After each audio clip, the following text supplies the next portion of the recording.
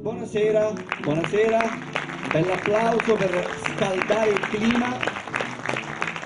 Benvenuti al Cineteatro Montiggia qui di Palau, comune bellissimo che ho iniziato a conoscere nell'estate scorsa. Probabilmente torneremo anche la prossima estate perché questa vicinanza, questo rapporto con la musica brasiliana, con la cultura brasiliana, diciamo, è acceso da tempo. Soprattutto perché devo dire che c'è una grande sensibilità da parte della gestione comunale nei confronti della musica di qualità, e mi fa piacere vedere un teatro pieno che viene ad assistere, di pubblico che viene ad assistere ad un concerto sicuramente sui generis, un concerto diciamo fuori dagli schemi, un concerto di artisti di grande livello internazionale che arrivano in Sardegna, penso per la prima volta in questo tipo di performance, anche se poi loro hanno suonato con grandi nomi della musica brasiliana e quindi sono venuti nel passato a Cagliari e in altre città della Sardegna. Voglio ringraziare innanzitutto, prima di farvi ascoltare le prime note di questo concerto, Radio 1 Rai, che rende possibile poi la messa in onda indifferita di questa serata. Vorrei anche ringraziare, visto che tutto questo è possibile grazie alla sensibilità di Mauro Piga, del comune di Palau, di Agostina Livesi, della gestione comunale intera, che ci danno la possibilità appunto di realizzare un evento di questa importanza. È il Brasile dei grandi musicisti e dei grandi poeti, quello al quale renderemo omaggio questa sera. Non tanto io magari sarò un po' il vostro, colui che introduce diciamo alle canzoni e soprattutto agli artisti che saliranno qui sul palco. È un Brasile al quale renderemo omaggio attraverso l'interpretazione di classici della musica brasiliana, scritti un po' dai più importanti nomi della musica brasiliana, da Vinícius de Moraes ad Antonio Carlos Jobim, da Gilberto Gil a Caetano Veloso. Sul palco del Cineteatro Montiggia questa notte a Palau salgono dei grandi musicisti. Il primo che vorrei introdurre è uno dei più grandi chitarristi brasiliani, Lula Galvão. Venga Lula! Eccolo qui Lula Galvão, che ha suonato con grandi nomi della musica brasiliana, attualmente sta diciamo, preparando il nuovo album di Rosa Passos, uno dei nomi più importanti della bossa nova. Rosa Passos è chiamata un po' il João Gilberto Ingonnella perché ha questa voce molto simile a João Gilberto e nel suo repertorio ci sono tante canzoni, tanti classici della bossa nova. Un caro amico sale sul palco, è uno dei più grandi batteristi e percussionisti brasiliani, ha lavorato con Caetano Veloso, con Maria Bethânia, attualmente con Adriana Calcagnoto, con Marisa Monci. Marcelo Costa! Una vera istituzione della musica brasiliana. Io sono molto legato a colui che poi, diciamo, è il leader di questo Cello Samba Trio, uno dei più grandi violoncellisti viventi, una persona che ha collaborato con i grandi nomi della musica internazionale. Basta citare due nomi, Sting e Ryuichi Sakamoto, ma conosciamo tutti quanti Jacques Morelenbaum soprattutto per aver suonato per tantissimi anni con Antonio Carlos Jobim, il padre, l'inventore della bossa nova, e per aver modificato, spostato, ampliato l'orizzonte del grande Caetano Veloso. Questa notte sul palco del Cineteatro Montiggia, Jacques Morelenbaum. Muito obrigado.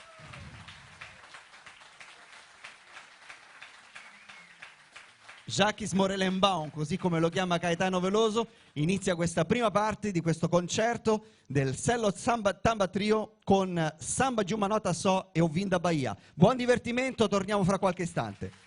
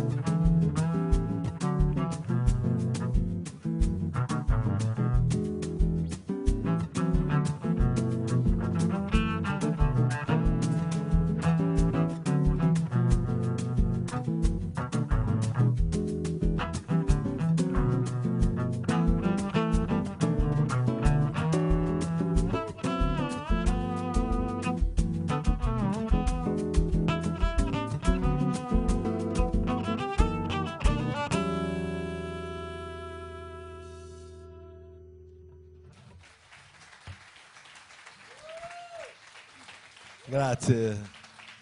Buonasera. Luna Galvão.